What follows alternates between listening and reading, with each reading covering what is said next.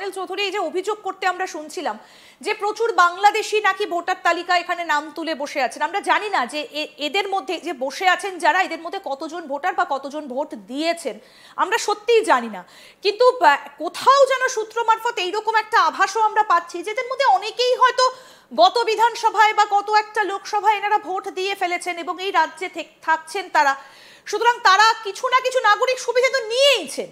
এই বিষয়গুলো কতটা তারা পাচ্ছেন, যদিও এটা একটা প্রশ্নের বিষয়, কিন্তু এতদিন ধরে তারা কলকাতায় থাকলেন, এই রাজ্যে থেকে গেলেন, শাসক দল সেটা বুঝতে পারলেন না বা তারা কিছু করলেন না, তাদের বিরুদ্ধে কোনো ব্যবস্থা নিলেন না। এবং অদ্ভুতভাবে একটা বিষয় যে আমাদের প্রতিনিধি যখন গিয়েছিলেন রাজারহাট নিউ টাউনে, তখন দেখা যাচ্ছে যে অনেকগুলো ঘরে তালা বন্ধ। পার্শ্ববর্তী ঘর থেকে আমরা খবর পেলাম এই যে ইকো পার্ক নিউ টাউনে, যে এরা নাকি অনেক দিন ধরে নেই এখানে। এসআইআর যখনই শুরু হয়েছে তারা উধাও হয়ে গিয়েছেন, বস্তি থেকে রাতারাতি উধাও হয়ে গিয়েছেন। এবং আরেকটা বিষয় আমি একটু দর্শকদের বলবো, বিশেষ করে বারাসাত, তারপরে এই যে জায়গাগুলো মধ্যমগ্রাম, সেই সব জায়গাগুলোতে একটা এলাকা রয়েছে যারা পরিচারিকার কাজ করেন, শহরের বিভিন্ন জায়গায় তারা ট্রেনে করে যান এবং পরিচারিকার কাজ করেন। এবং কয়েকদিন ধরে একটা সূত্রের খবর বলছে যে বহু বাড়িতে নাকি পরিচারিকার অভাব, যারা কাজ করতেন তারা দুম করে কাজ ছেড়ে দিয়ে হাওয়া হয়ে গিয়েছেন। এবং যখন খোঁজ খবর করতে যাওয়া হচ্ছে তখন জানা যাচ্ছে যে তারা বাংলাদেশি, তারা নাকি বাংলাদেশ থেকে এখানে এসেছিলেন, এখন এসআইআর এর ভয়ে তারা চলে যাচ্ছেন। তাহলে কি কোথাও গিয়ে দাঁড়িয়ে এই যে শাসক দলের একটা বিশাল আপত্তি কর্নেল চৌধুরী আমরা দেখেছিলাম এসআইআর কে নিয়ে প্রথম থেকেই, কোথাও গিয়ে কি এই বিষয়গুলোও একটা কারণ বলে আপনি মনে করেন?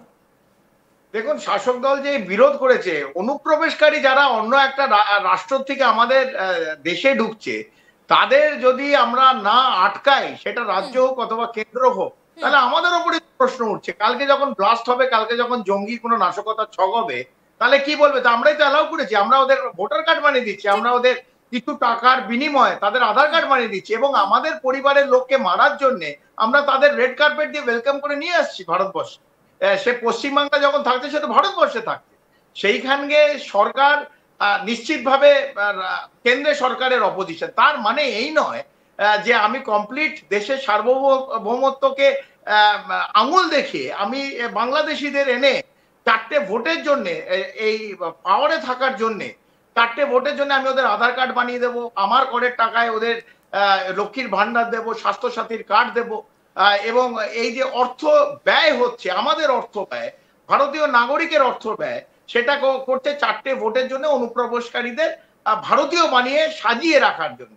আমার মনে হয় এটা খুবই দুর্ভাগ্যজনক। যারা এটাকে সাপোর্ট করে, যারা এটার সঙ্গে বলছে না এসআইআর হওয়া উচিত নয়, অথবা আমি বলছি এনআরসিও হওয়া কেন উচিত না, নিশ্চিতভাবে যারা এখানকার অনুপ্রবেশকারী, আমার তো আপনার ভয়ের কোনো দরকার নেই।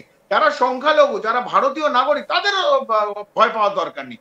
যারা অনুপ্রবেশকারী, সে সংখ্যালঘু হোক সংখ্যাগুরু হোক, ইমেটেরিয়াল যারা ঢুকেছে অন্য রাষ্ট্র থেকে, তাদের ধরা উচিত। তাদের আপনি তো দেখাচ্ছেন, আপনারা সবাই দেখাচ্ছেন, এবং শুধু দেখাচ্ছেন না, যাদের ধরা হচ্ছে, যারা এই বাক্স প্যাটরা বস্তা নিয়ে বসে আছে এই বিভিন্ন জিরো পয়েন্টে, চিরাট, পেট্রোপোল, এখানে যারা বসে আছে, বেনপোল, এখানে যারা বসে আছে, তাদের যখন আপনারা ইন্টারভিউ নিচ্ছে, বলছে তো আমরা বিগত 10 বছর আছি, কেউ 6 বছর আছে, আমরা 3 বার ভোট দিয়েছি, আমরা 4 বার ভোট দিয়েছি, কিন্তু 2002-তে তাদের নাম নেই।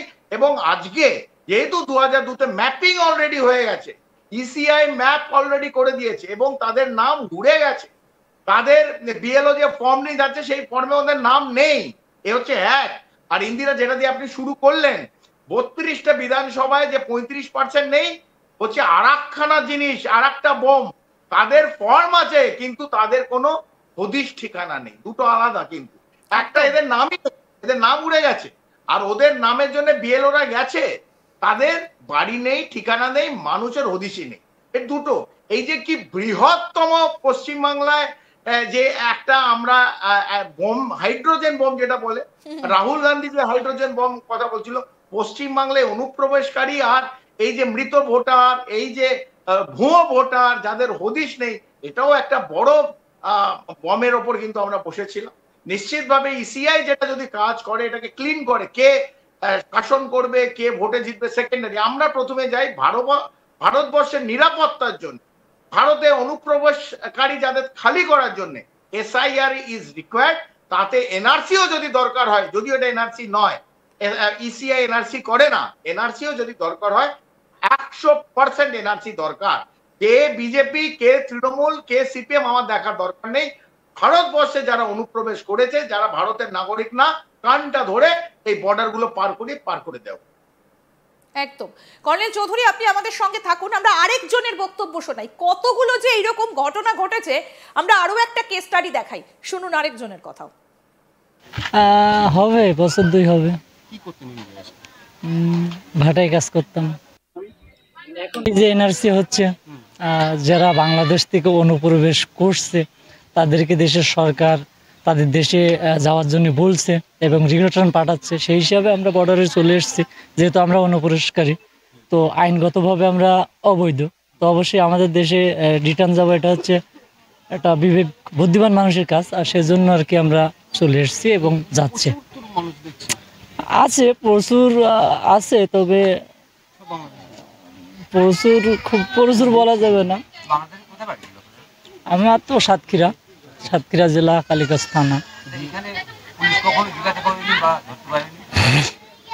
না, সেরকম কখনো এরকম হয়নি, কেননা পুলিশ তো থাকে তাদের থানা কিংবা মেন রোডে, ভাটার ভিতরে, কিংবা অনেকেই থাকে ঝুপড়ি ঝাপড়া এখান সেখান, সেইখানে তো আর পুলিশ অতটা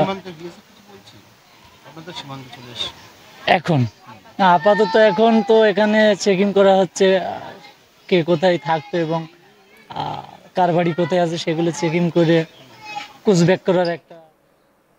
আমরা শোনালাম এই যে মুন্না, এই বক্তব্যটা শোনালাম কর্নেল চৌধুরী, এই জন্য শোনালাম যে এ বলছে যে মাত্র কিছুদিন আগে, 2 বছর আগে ঢুকেছিল, শুরু করেছিলাম যাকে দিয়ে, সে বলেছিল 10 বছর আগে এসেছি।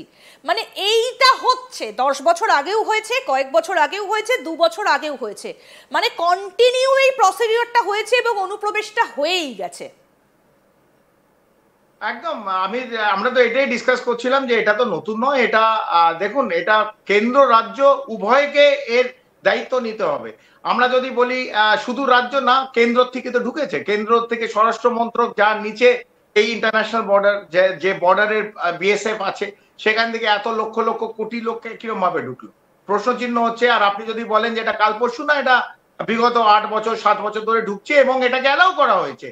আর শাসক দল অ্যালাউ করেছে, এটা বাম জামানাও ঢুকেছে, তৃণমূল জামানাও ঢুকেছে। তো আমরা একটা তাহলে বড় জায়গা যদি আমরা দেখি, আমরা এই অনুপ্রবেশকে অ্যালাউ করেছি, সেটা কেন্দ্র হোক, সে কংগ্রেস সরকার হোক, বিজেপি সরকার কেন্দ্রে হোক, অথবা পশ্চিমবাংলায় বাম হোক, অথবা তৃণমূল হোক, এই অনুপ্রবেশ চলতে গেছে এবং এই অনুপ্রবেশকে আমরা অ্যাকসেপ্ট করেছি। এটা হচ্ছে প্রথম ভুল।